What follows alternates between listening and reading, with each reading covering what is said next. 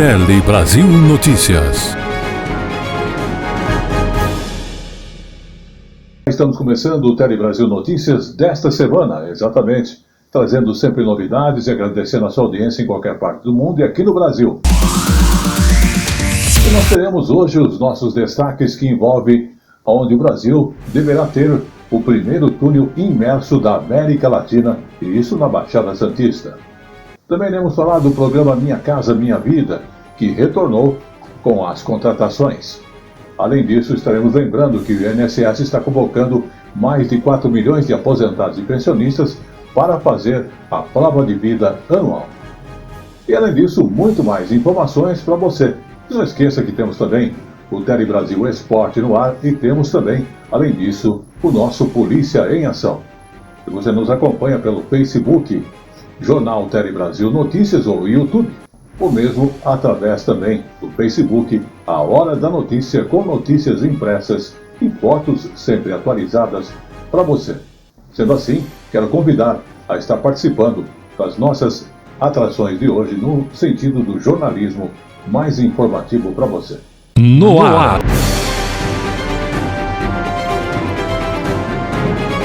Tele Brasil Notícias.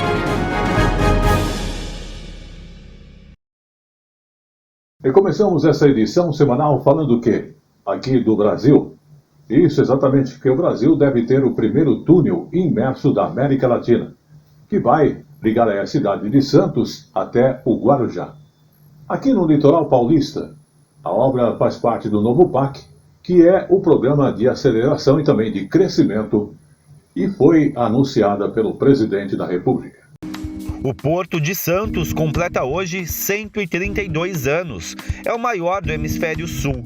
Por aqui saem 30% das exportações brasileiras. O porto é formado pelas margens do lado de Santos e também da vizinha Guarujá. Um túnel entre as cidades é um projeto debatido há quase 100 anos. É nesta região da área portuária que deverá ser construído o túnel submerso entre os municípios. Hoje, o trajeto de Santos a Guarujá é feito pela rodovia Cônego Domênico Rangoni, em 43 minutos, ou em travessia pelo mar, que é tarifada. Já o túnel submerso terá 860 metros de extensão e a viagem deve durar apenas 2 minutos. O túnel vai custar 6 bilhões de reais e será feito por meio de uma parceria entre governo federal e estadual. O projeto está inserido no PAC, o Programa de Aceleração do Crescimento. O anúncio foi feito hoje pela manhã em Santos, durante evento que contou com a presença do presidente Lula, do vice-presidente Geraldo Alckmin e do governador de São Paulo, Tarcísio de Freitas. Imagina, para cada cidadão não ter que ficar mais na fila da balsa. Imagina o que isso vai representar. O ganho de tempo de viagem, o ganho de produtividade, a quantidade de empregos gerados, trabalhadores que vão levar o sustento para sua casa. Vamos agora também falar com você que é empresário. Exatamente, as empresas já podem se inscrever na nova plataforma do Brasil Mais Produtivo. Então, micro e pequenas empresas e também médias empresas já estão autorizadas a se inscrever nesta plataforma do Brasil Mais Produtivo. É uma iniciativa que, inclusive, faz parte do programa Nova Indústria Brasil, projeto de neoindústrias do governo federal. Aliás, com mais de 200 mil vagas e plataformas, estará oferecendo matérias, ferramentas e cursos gratuitos para empreendedores em geral. Evanaldo trabalha com venda de suplementos alimentares há 4 anos. Como todo pequeno negócio, encontrou dificuldades, mas conseguiu um ponto de virada. A gente não estava conseguindo um grande êxito com as vendas por falta de confiança da empresa, por falta de confiança dos clientes, por a empresa ser uma empresa nova. E aí a gente começou a fazer o mapeamento dos nossos possíveis clientes e nos surpreendeu a quantidade de possíveis clientes que tem dentro de Brasília e no entorno. E daí começou o ponto de virada da Zil Life. A loja e distribuidora de Evanaldo é uma das 22 milhões de pequenas e microempresas no país. Juntas, elas foram responsáveis pela criação de 1.260.000 novos postos de trabalho entre janeiro e outubro do ano passado, o que representa 70% de todos os empregos gerados no período. Não há mais possibilidade de imaginarmos que os grandes negócios vão salvar o Brasil. Os grandes já fizeram a sua parte. Os empregos que nós precisamos estão aqui. Estão no pequeno empreendedor, que gera 75% dos índices do CAGED do ano passado. Ele é que tem ele, além de tudo, ele é a porta de entrada do primeiro emprego. A expectativa do governo federal é de que pelo menos 200 mil destas empresas passem por uma transformação digital nos próximos anos. A plataforma de produtividade lançada hoje faz parte da proposta de neoindustrialização do país. O Brasil ainda não é um país rico, é um país em desenvolvimento. Então há necessidade de ir nas causas do problema para a gente poder recuperar. Então essa nova indústria é inovação verde, exportadora e competitiva, com produtividade. 2 bilhões de reais vão ser destinados ao aumento da produtividade das pequenas e microempresas. Através da plataforma, a ideia é terem acesso a um processo de aperfeiçoamento voltado para gestão, inovação, eficiência energética e transformação digital. Ela vai interagir com toda a estrutura existente do SEBRAE no Brasil e do SENAI. Além disso, as entidades que também estão inseridas nesse contexto do processo de nova industrialização, daquilo que o presidente Geraldo Alckmin chama da neoindustrialização brasileira. De saúde, temos aí a preocupação com a dengue. O Exército Brasileiro vai apoiar a luta contra a dengue no país. Exatamente porque só em janeiro os casos de doença passaram de 120 mil no país. E, inclusive, o Distrito Federal, Acre e Minas Gerais estão liderando os números da infecção a cada 100 mil habitantes. Vamos observar. Os números da dengue no Brasil cresceram e a situação preocupa. Somente em janeiro, mais de 120 mil prováveis casos da doença foram notificados pelo Ministério da Saúde. Distrito Federal, Acre e Minas Gerais lideram no número de infecções a cada 100 mil habitantes. A capital federal concentra a maior incidência, 10 vezes a média do país e 1/3 do total de 2023. Aqui no Distrito Federal, que está em estado de emergência, a dengue é tratada como guerra. Exército e agentes de saúde se uniram no combate ao mosquito Aedes aegypti. São ações como visitas às casas e terrenos, além de atendimento médico às regiões mais afetadas pela doença. Um contingente de 300 militares entrará em campo para ajudar no atendimento a pacientes infectados e na operação dos veículos que aplicam o ultrabaixo volume, também conhecido como fumacê, um defensivo que mata as larvas do mosquito. Hoje, a ministra da Saúde visitou uma das regiões atingidas pelo surto da dengue. Em Ceilândia, Nízia Trindade foi à tenda de atendimento para casos suspeitos da dengue. A ministra disse que o SUS tem condições de cuidar dos pacientes com dengue e afirmou que o Brasil terá 6 milhões de doses da vacina contra a doença este ano. Vamos falar do nosso dia a dia, porque os preços da gasolina, do diesel e do gás de cozinha subiram no último dia 1º de fevereiro, aliás, em todo o país, com aumento, inclusive, do ICMS sobre os combustíveis derivados de petróleo, e os governos estaduais reajustaram os impostos para compensar as suas perdas de receita em função disso. O dia começou com bombas já funcionando com os novos valores. A alta foi de 12,5% sobre combustíveis e gás de cozinha.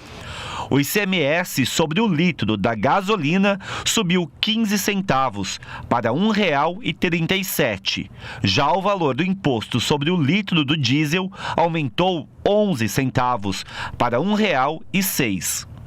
O valor do imposto do gás de cozinha também subiu, alta de 15 centavos por quilo, o que deve fazer subir o preço do botijão em quase R$ 2. A composição dos preços dos combustíveis teve mudanças desde 2021. Cada estado poderia definir a alíquota do ICMS sobre os combustíveis, mas agora o ICMS tem uma alíquota única para todos os estados. Os preços internacionais também influenciam no valor vendido pela Petrobras aqui no país. Em janeiro de 2021, o litro da gasolina custava em média R$ 4,62 no país. O valor subiu para R$ 6,63 no ano seguinte. Na última semana, chegou a R$ 5,56. O litro do diesel custava R$ 3,78 em janeiro de 2021. Chegou a R$ 6,44 há um ano e na última semana custava R$ 5,83. O botijão de gás custava R$ 76,86 em janeiro de 2021. Atingiu mais de R$ 108 no ano passado e agora custa cerca de R$ 101. Esta economista explica que o aumento no preço dos combustíveis tem impacto disseminado para todos os setores da economia. A gente tirou uma pressão inflacionária lá atrás, volta a onerar produtos agora, o que encarece aí o preço para o consumidor final, e no final do dia isso é muito ruim sempre, né? Você reduz o poder de compra da população, cria uma onda que no final do dia é uma onda de incerteza, e no final das contas quem acaba sofrendo mais, infelizmente, é o consumidor, que talvez veja menos produtos em cima da sua mesa e tenha menos acessos a serviços, a bens e serviços com essas pressões inflacionárias. Vamos agora falar então de produção rural, porque o Banco BNDES, o Banco Nacional de Desenvolvimento, anunciou o orçamento para o financiamento de produtores rurais e também de cooperativas de crédito. Um anúncio que foi feito na sede do banco lá no Rio de Janeiro. O BNDES Crédito Rural recebeu nada menos que 4 bilhões de reais extra para o financiamento do setor com as melhores condições de juro para quem está sendo um dos participantes. Foi feito na sede do banco no Rio de Janeiro. O BNDES Crédito Rural recebeu 4 bilhões de reais extras para o financiamento do setor, com melhores condições de juros para os participantes. E ainda falando de economia, o BNDES anunciou 6 bilhões em linha de crédito às cooperativas de crédito. Fundo esse que já está disponível. E olha, é para qualquer setor então desta linha de cooperativas de crédito. Foi ampliado então de 2 bilhões para 6 bilhões de reais. Atualmente no Brasil existem 4.600 cooperativas que reúnem 20 milhões de cooperados. O fundo disponível para o financiamento de cooperativas de crédito de qualquer setor foi ampliado em 2 bilhões de reais. No Brasil existem mais de 4.600 cooperativas que reúnem mais de 20 milhões de cooperados. E chegou agora no Tele Brasil Notícias, o nosso Momento Jurídico. O Momento Jurídico fala da cobrança de direitos autorais por música em evento público, que não está condicionada à obtenção de lucro. É uma decisão, então, da terceira turma do Superior Tribunal de Justiça, o STJ, que reafirmou aquela questão da cobrança de direitos autorais em virtude de execução de obras musicais protegidas em eventos públicos não está condicionada, então, ao objetivo ou justamente à obtenção de lucros naquele evento. Vamos observar. Terceira turma do Superior Tribunal de Justiça mantém entendimento que cobrança de direitos autorais devido à execução de obras musicais em eventos públicos não pressupõe obtenção ou objetivo de lucro. Por unanimidade, o colegiado reafirmou que a cobrança de direitos autorais em virtude da execução de obras musicais protegidas em eventos públicos não está condicionada a objetivo ou a obtenção de lucro. No caso analisado, o Escritório Central de Arrecadação e Distribuição, o ECAD, ajuizou a ação de cobrança contra o município de Serquilho, São Paulo, alegando que a prefeitura realizava eventos públicos com a reprodução de músicas sem a autorização dos autores e sem o recolhimento dos direitos autorais. O juízo de primeiro grau condenou o município a pagar 15% do custo total dos eventos pela reprodução mecânica de músicas e 10% pela execução de música ao vivo. O Tribunal de Justiça de São Paulo manteve a decisão. No recurso ao STJ, o município alegou que o pagamento de direitos autorais somente é devido quando houver qualquer tipo de lucro ou proveito econômico, o que não ocorreu na hipótese dos autos, em que foram realizadas festas comemorativas sem finalidade lucrativa em lugares públicos abertos à população em geral. O colegiado da terceira turma negou o provimento ao recurso especial. A relatora, ministra Nancy Andrighi, ressaltou que a Lei 9.610 de 1998 atualizou e consolidou a legislação sobre o tema, alterando significativamente a disciplina relativa aos direitos autorais, suprimindo a expressão que visem lucro direto ou indireto. Segundo a ministra, a partir daí, a finalidade lucrativa direta ou indireta não é mais pressuposto para a cobrança de direitos autorais nessa hipótese. Vamos falar agora de saúde, mas da saúde feminina. 70% das mulheres sofrem com a incontinência urinária, exatamente. É uma doença que consiste na perda involuntária de urina. Esse é um estudo feito pela Sociedade Brasileira de Urologia, que mostra que a maioria das mulheres já passou ou vai passar por esse problema. Silvia começou a perceber que estava com incontinência urinária quando fazia esforço físico na academia. Os episódios foram aumentando. De uns anos para cá, eu comecei a sentir um escape. Isso nunca tinha acontecido comigo. Aí, a princípio, eu falei, isso deve ser por causa da gestação, embora na gestação eu nunca tive. Na idade, menopausa, esses fatores, não dei muita bola, mas aquilo foi se intensificando.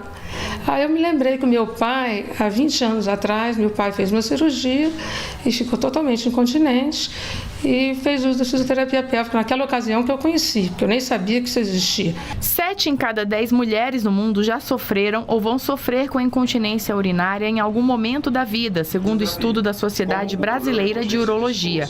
O problema é mais comum na fase da menopausa, mas outras questões também favorecem a incontinência, como a obesidade e a gestação. Continência urinária, que é aquela perda involuntária de urina, quando as mulheres perdem urina sem o controle, elas são classificadas em 2 grandes tipos, tá? A incontinência de esforço, que é aquela incontinência, aquela perda urinária que ocorre durante a atividade física, tosse, espirro, quando tem um aumento da pressão do abdômen, e tem a bexiga hiperativa, que é aquela condição onde as mulheres elas têm uma frequência aumentada de ir ao banheiro e dificuldade de controlar essa urgência, né? Não dá tempo de ir até o banheiro e perde na roupa. A incontinência de esforço, que é a mais comum, né, responsável por mais da metade dos casos, as principais causas são o enfraquecimento da musculatura do períneo, tá? Então a gente pode citar a obesidade, múltiplas gestações prévias, o cigarro, o tabagismo, sedentarismo, né? O tratamento indicado para quem tem incontinência urinária é a fisioterapia pélvica, que vai fortalecer os músculos da região que envolve a vagina, a uretra e o ânus. Além disso, é importante também ficar atenta à alimentação. A gente sempre passa orientações comportamentais para os pacientes, uma forma de organizar a ingesta de líquido com a quantidade de vezes que se vai ao banheiro. Além disso, a gente orienta quanto a bebidas e alimentos irritativos para a bexiga, como, por exemplo, café, chás, frutas cítricas, alimentos condimentados, refrigerante e bebida alcoólica. Vamos agora falar então do IBGE, que está divulgando dados do georreferenciamento. O Instituto então, Brasileiro de Geografia e Estatística, o IBGE, divulgou mais uma série de dados que fazem parte do censo de 2022. As coordenadas geográficas dos endereços visitados pelos recenseadores, no total de 5.568 municípios brasileiros e no Distrito Federal. Os dados podem ser usados para orientar uma série de políticas públicas para a sua região, para o seu estado, para a sua cidade.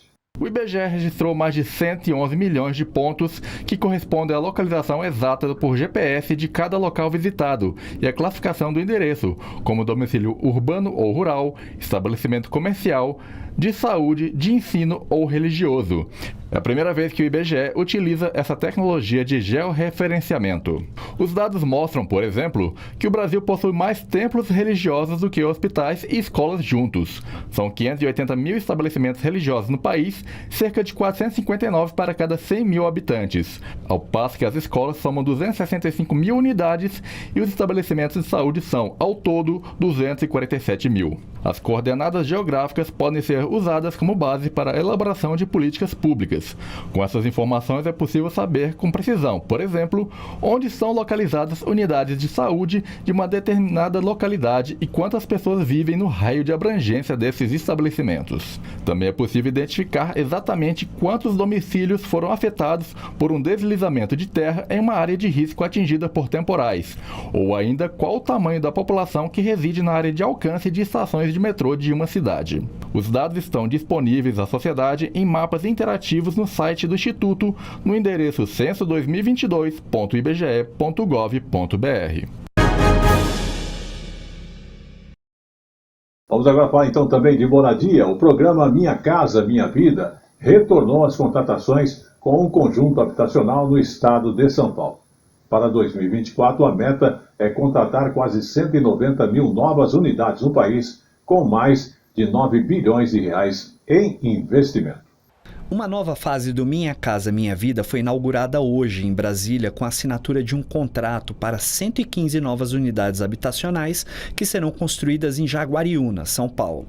O programa de moradias populares do governo federal não fazia novos contratos da faixa 1, aquela que inclui famílias com renda mensal de até R$ 2.640, há 5 anos. Esse projeto é um projeto especial. A Caixa Econômica deu a esse projeto o selo azul por conta dos diversos atendimentos que ele faz, desde a questão do reaproveitamento da água, da questão da energia solar, enfim, é um belo projeto. As unidades habitacionais têm mais de 47 metros quadrados. Com isso a gente iniciamos com o pé direito nessa contratação. Eu acho que é um bom projeto para se iniciar o novo Minha Casa Minha Vida. Segundo o planejamento apresentado pelo governo, 187.500 novas unidades serão contratadas durante 2024. São 560 municípios que receberão cerca de 9,4 bilhões de reais do Fundo de Arrendamento Residencial.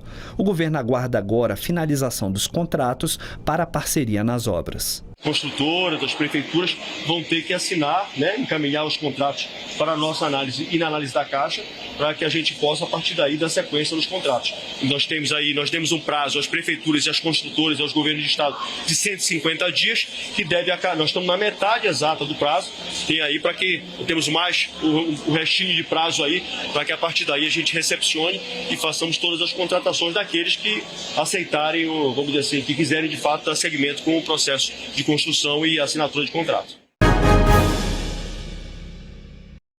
Vamos também falar da linha automotiva, porque a montadora Volkswagen, ela apresentou um plano para investir 16 bilhões nos próximos anos aqui no Brasil. Vamos acompanhar esta novidade. Isso mesmo, é um aporte de 9 bilhões de reais que se somam aos 7 bilhões já anunciados anteriormente, então ao todo 16 bilhões de reais em investimentos até 2028. Segundo a Volkswagen, esses investimentos são possíveis porque agora o Brasil oferece um cenário econômico favorável. Vão ser 16 novos veículos que vão ser produzidos com foco na descarbonização, inovação e eletrificação. Veículos 100% elétricos, total flex e também híbridos com abastecimento com etanol. Ao todo, o Brasil já tem agora 41 milhões de reais em investimentos desse setor em uma década. E mais da metade deste montante, desses investimentos, foram feitos agora nos últimos 3 meses. O Brasil, que ocupa a 8ª posição, é o 8º maior produtor mundial de veículos. Esses investimentos, eles vêm em linha no contexto da política de industrialização lançada recentemente, no mês de janeiro, pelo governo federal, Federal prevê investimentos de 300 bilhões de reais até 2026. E justamente o foco dessa política é inovação, descarbonização e também exportação. As fábricas da Volkswagen aqui no Brasil, as 4 plantas reúnem, tem mais de 13 mil trabalhadores. E o presidente Lula destacou a importância desses investimentos justamente na geração e manutenção do emprego, da renda e incentivo ao consumo. E aí, claro, tudo isso ajuda no crescimento da economia, fortalece o crescimento da economia, destacou o presidente. Vamos falar de saúde, porque o INSS está convocando mais de 4 milhões de aposentados e pensionistas para fazer a prova de vida anual. E no caso da questão de notificação, ela está sendo feita pelo aplicativo Meu INSS, pela Central 135 ou no banco onde recebe o benefício. Então, assim que receber essa notificação, o beneficiado ou segurado tem 2 meses para procurar o INSS ou o banco onde recebe o benefício, para fazer justamente a prova de vida. Porém, a Previdência informou que não haverá suspensão de benefício como era no passado, porque a partir então do mês de fevereiro de 2022, o INSS é que é responsável em saber se o aposentado está vivo para continuar recebendo aquele benefício. Antes disso, realmente sabemos que era preciso o aposentado ir até o banco para fazer a chamada prova de vida. Agora está com esta forma de comprovação, ela é feita por meio do cruzamento de dados do governo federal. Somente em último caso, o INSS faz uma busca ativa e também vai até o endereço informado pelo segurado no cadastro da Previdência. Também, segundo os bancos, o total de aposentadoria que não puderam ser comprovadas é de segurados nascidos entre janeiro e março. Esses aposentados receberam um aviso pelo aplicativo Meu INSS, avisando de que não foram encontrados na base de dados. O segurado está sendo notificado pelo aplicativo Meu INSS, pela Central 135 ou no banco onde recebe o benefício. Assim que receber a notificação, o segurado tem até 2 meses para procurar o INSS ou o banco onde recebe o benefício para fazer a prova de vida.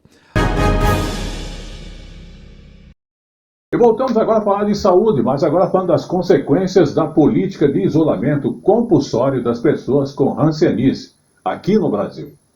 Então, vamos observar aí a luta dos afetados por reparação, justamente por estarem nessa situação. A luta histórica de resistência de pessoas que sofreram com o isolamento social e a separação familiar por causa da hanseníase deixou marcas. Meu pai, ele sofreu muito porque eles não podiam estar vendo os filhos, né? E também as irmãs, né? A família dele não queria ter contato. Eu entrei com 1 mês e 15 dias nascido. Ela não podia tomar conta de mim, porque ela está com aquele problema da doença, nem leprosa, né? Esse ano, né? Então fiquei lá. Então aí fui criando aí todo o tempo. Aí fui crescendo, né? Aí fui para sair do berço, fui para o berço de mais de 5, 6 anos já também, né? Fui criança, nascendo. Aí depois já de maduro, já fui para outros lugares já maiorzinho de 10 anos, né? Em 13 de janeiro de 1949, a Lei Federal de número 610 forçava a internação de pessoas com hanseníase, com a realização da busca ativa dos doentes que eram retirados de casa à força e levados para os leprosários. Essa decisão separou famílias inteiras. No Brasil, oficializou-se o isolamento da hanseníase através do artigo 7 e o afastamento compulsório de todo filho de doente de lepra. Isso está no artigo 15. Somente no ano de 1968, com a lei de número 5.511, é que essa internação forçada foi oficialmente derrubada. Mesmo assim, a prática de separar pais e filhos aqui no estado ainda continuou e só terminou na prática com a desativação do último leprosário de Manaus. Foram 38 anos até o fim dessa prática. Mesmo com o avanço da lei de 2007, em que pessoas que sofreram com a doença foram indenizados pelo governo, os benefícios não podiam ser transferidos a herdeiros ou dependentes. Em novembro de 2023, foi sancionada a nova lei que estipula pensão para filhos que tiveram a separação compulsória dos pais por conta da hanseníase. Estipula-se que cerca de 15 mil pessoas podem ser beneficiadas com a lei. Dessas, 5.500 que foram acometidas pela hanseníase naquele período permanecem vivas até os dias de hoje. A medida, a indenização, que ainda está se discutindo o valor, se vai ficar entre 1 ou 2 salários mínimos, ela, na verdade, é isso que você falou, Wesley. Ela é só um pedido de desculpas. Porque os efeitos de pais e filhos que foram separados, né, de filhas que não conseguem ter o afeto, o carinho, porque foi quebrado os laços familiares, mesmo quando vocês já moram juntos, ali não tem uma relação amorosa que é construída desde a infância. Uma injustiça social que perdurou por décadas finalmente vai amenizar dores de uma triste história de preconceito e separações.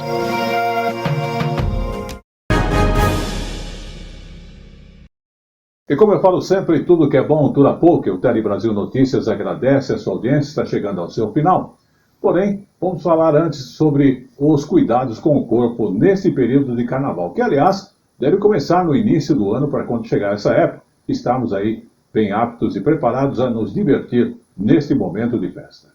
Curtir o carnaval é bom demais. Tem gente que prepara as fantasias, tem gente que prepara o fígado e tem gente que prepara o corpo, tanto por condicionamento físico quanto por questão estética. Tem gente que já em dezembro já procura pensando já nas férias de verão e também de começar a ter um hábito novo, de criar uma nova rotina pensando na virada, né, do Réveillon e Carnaval. Querendo ou não, a gente acaba intensificando o exercício físico, o cuidado com a alimentação, o corte de bebida alcoólica e etc, para intensificar e chegar às vezes com um corpo melhor justamente na época do Carnaval. Para dar o desejado brilho no visual, alguns procedimentos são mais procurados nesta época do ano. Nessa época, os procedimentos mais procurados são o preenchimento labial e também o preparo de uma pele bonita para esse momento, para suavizar alguma assimetria na face ou até mesmo volumizar pontos estratégicos, né? Termina sendo um pouco de vaidade da mulher também, né? E não se preparar só para o momento ali, como você acabou de falar, o carnaval. Termino me organizando e me cuidando o ano todo, né? Se o Projeto Verão está a todo vapor, ter planejamento e alguns cuidados não faz mal. Quem começa a fazer atividades físicas de última hora pode não alcançar os resultados desejados. Primeira coisa, buscar um local capacitado, um local que tenha professores e profissionais capacitados. Buscar um lugar que você se sinta bem e um lugar que você também pense no treino como um aliado à sua boa alimentação. Da mesma forma, não adianta fazer procedimentos estéticos faltando poucos dias para o carnaval. É preciso lembrar do período necessário para a recuperação da área trabalhada. Esse imediatismo, né, dos resultados, ele gera uma certa frustração. Por quê? Os resultados ele vêm com o tempo. Por exemplo, a toxina botulínica, ela não aparece o resultado no dia da aplicação. Ela vai potencializar seu efeito ali com 14 dias.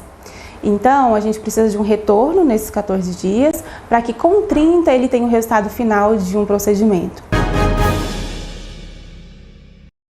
Este foi o Tele Brasil Notícias dessa semana, que agradece a sua audiência e volta semana que vem. E também, além disso, agradecendo todo o trabalho técnico de nossa equipe. Até lá!